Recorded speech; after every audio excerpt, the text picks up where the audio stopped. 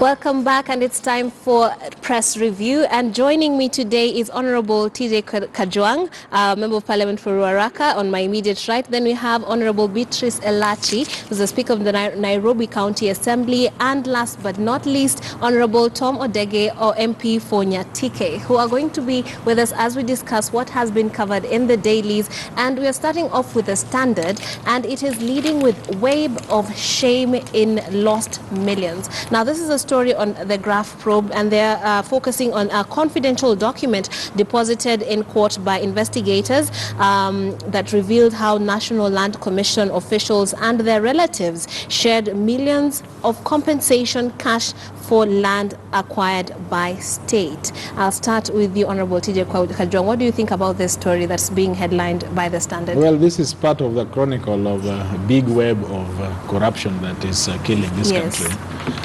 You know, these fellows, they used to say that they were not corrupt. Swansuri would every day say that he was as clean as cotton. Yes.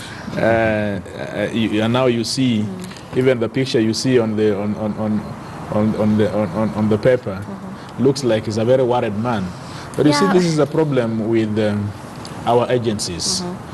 Sometimes I do not know what it is, but investigations take sometimes too long. Until because now he's the former yes, these things should catch these fellows when they are in office, so that we or get while to they know. are at it, or even before. I tell you, yes.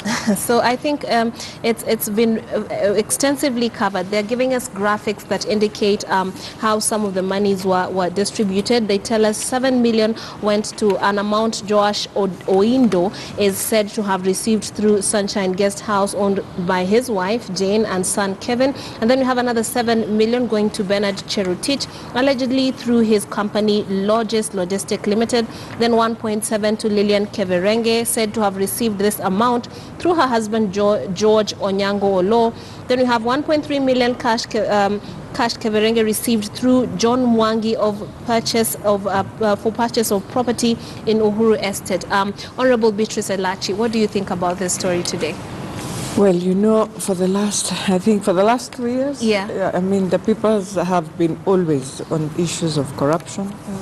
And I think for Swazuri, by the time he was leaving office, I know we had all these he was issues. Embattled. Yes, and being told to step aside by the DPP. Now when they are out of office, and that is one thing I don't know as a country why we do that. That we wait now when you are out of office is when we want to now start harassing you. But when you are being told these are the issues, we play around them. Would you say, is it fear of, because they're in power, so maybe they don't want So if we fear when they're in power, then there's nothing we're going to do in this country in terms of issues of corruption. Because I think when you're in power, and you have an issue, is when we must deal with it. Yes. So that we show that it does not matter whether you're in power or not in power.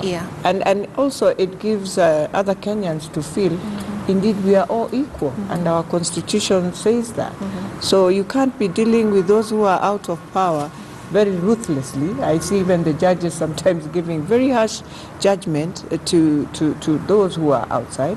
But for those who are in power, you are playing around them, and it is wrong. Yes. And that is why every day we are having all these challenges. Okay. And they're talking about sums of up to 109,769,366. NLC approved that amount for compensation of Tornado Carriers Limited.